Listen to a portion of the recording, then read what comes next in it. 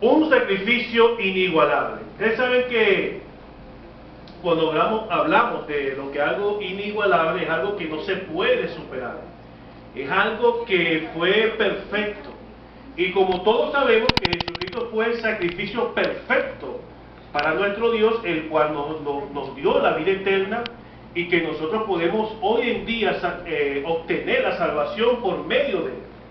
Eso es lo maravilloso de ese sacrificio. Eso es lo más importante para nosotros como cristianos, entender que Cristo murió y pagó por nuestros pecados en la cruz del Calvario y que nos hizo libres. ¿Pero libre de qué? De la condenación eterna. Por eso la palabra del Señor dice que Él no nos puso para ira, sino para salvación. Amén. Usted sabe que, pero este camino está lleno de altas y bajas, ¿cierto? De tropezones, de caídas, de levantamientos, de todo eso. Y es por eso que en el libro de Gálatas, hay un pasaje maravilloso allí, que vamos a estar hablando sobre ello, pero quisiera darle una introducción de algo que me aconteció hace un año, por decirlo así.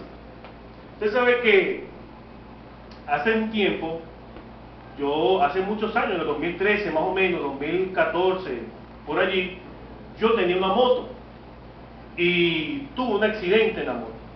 Un accidente que me saqué la clavícula, me fracturé un tobillo, yo choqué de frente con un carro, le doy gracias a Dios por estar vivo.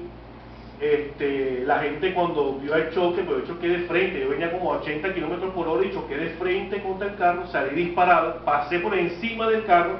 Cuando caigo en el pavimento, la gente se detiene y me dice, ¿cómo tú estás vivo? O sea, no entendían el por qué yo estaba vivo, porque el choque fue tan terrible que la trompa del carro se le hundí, y fue algo que solo Dios, ¿verdad? Solo Dios me salvó de esa muerte repentina. Pasa el tiempo y yo le agarré temor a las motos, y yo no quiero más nada de moto, y empecé a tener carro, yo tenía vehículos, y entonces empecé a trabajar con autobuses de pasajeros, con camiones y todo eso. Cuando en el 2020 y algo, no me recuerdo el año, creo que fue hace 2 años atrás, 2024, me compro la moto. Y entonces empiezo, usted sabe, más asustado, bueno, pues, que tenía en frontera. Poco a poco andando hasta buscando manera de cómo uno obtener de nuevo el ritmo de la situación. Un día se me parte la guaya del acelerador, del clutch. Se me rompe la guaya del clutch y entonces yo digo, oye, Dios mío, ¿y ahora cómo hago? Es que aquí varado. Entonces me recuerdo que en el trayecto de mi vida, yo empecé como a trabajar con camiones. Un día también se me reventó una guaya del clutch y yo me agarré ese camión como pude, lo prendí y lo cambiaba sin clutch, porque era algo como un instinto, ¿ves? Entonces yo dije, bueno, yo tengo muchas amistades, dije yo, tengo muchos amigos y yo voy a llamar a mis amistades, pero sean mis comodines. Y empiezo a llamar a amistades mías que me fueran a auxiliar porque no tenía cómo movilizarme, estaba aprendiendo con la cuestión de la moto. Y resulta que a todas las personas que yo llamaba no podía. No puedo, estoy lejos, discúlpame, no. Pero hubo una persona que me dijo algo que eso quedó como grabada en mi mente, y por eso fue que yo agarré esto como introducción, que me dijo, así, literal, así, textual, no puedo, estoy acostado, no voy a salir. Entonces resulta que eso Dios mío, esos son las amistades mías. Estos son mis amigos, dije yo. Para tener amigos así, ¿para qué enemigos? Dije yo, bueno. Entonces el Señor me trajo a memoria estas situaciones cuando también me quedaba sin cross con estos camiones, y entonces le metí primera a los carros, le metía la velocidad de primera, le daba switch y el bicho arrancaba, prendía el camión o el carro, lo que tenía, y después me lo llevaba, lo aceleraba y le cambiaba la velocidad. Bueno, cuando llegaba a 8000 le metía segunda y así sucesivamente. Bueno, Entonces yo dije, no, si yo hacía eso con un camión, también lo puedo hacer con una moto. Y bueno, después me convertí en un experto con esas motos, se me quedó el croche, bueno, voy para Turmero, voy, vengo, no importa. Porque la idea, como uno dice, no es resolver. Pero ¿qué quiero decir con esto? ¿Qué quiero decir con esto? De que siempre en la vida, en el Evangelio, vamos a conseguir de repente personas, ¿verdad?, que de repente no van a hacer ayuda en el momento, o que nos van a decir, o vamos a presentar situaciones con esas personas que nosotros vamos a decir, bueno, ¿por dónde estoy yo? ¿Acaso esto es el Evangelio? ¿Acaso esto es lo que Dios quiere para con nosotros?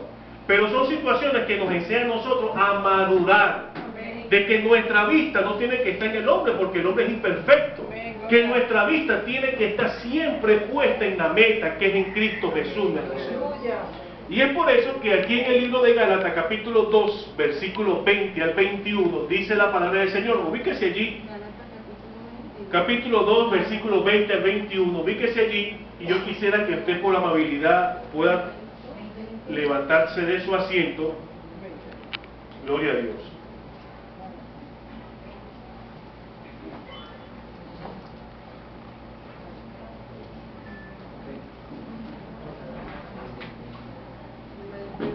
Gloria a Dios. Gálatas capítulo 2, versículos 20 al 21. Vamos a leer la palabra del Señor bajo la bendición del Padre, del Hijo y del Espíritu Santo. Amén. Y el pueblo dice: amén. Amén. Dice así: con Cristo estoy juntamente crucificado. Y ya no vivo yo, mas vive Cristo en mí. Y lo que ahora vivo en la carne, lo vivo en la fe del Hijo de Dios, el cual me amó y se entregó a sí mismo por mí. No desecho la gracia de Dios, pues si por la ley fuese la justicia, entonces por demás murió Cristo. Oremos.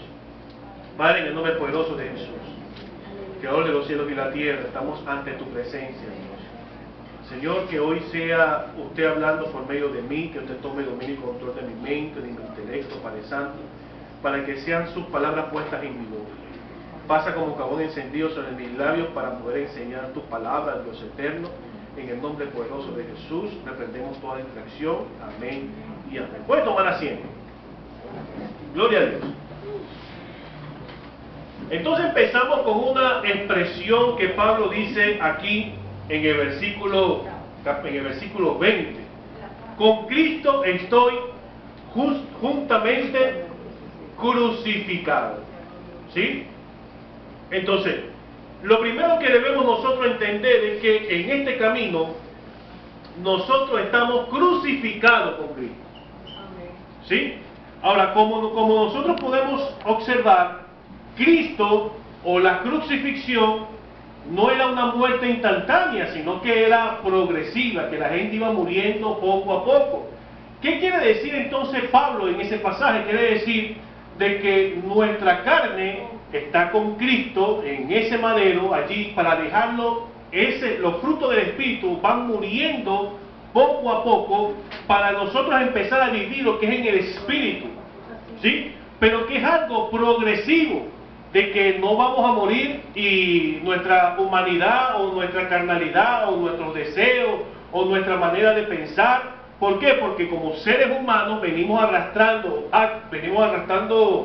situaciones del mundo, y cuando llegamos a Cristo nos encontramos que debemos de dejar un poco de cosas y empezamos a nosotros a decir: si quiero, no puedo, ayúdame Señor, y empezamos esa lucha. Es por eso que Pablo nos dice que estamos con Él crucificado, que la carne va a empezar a morir poco a poco.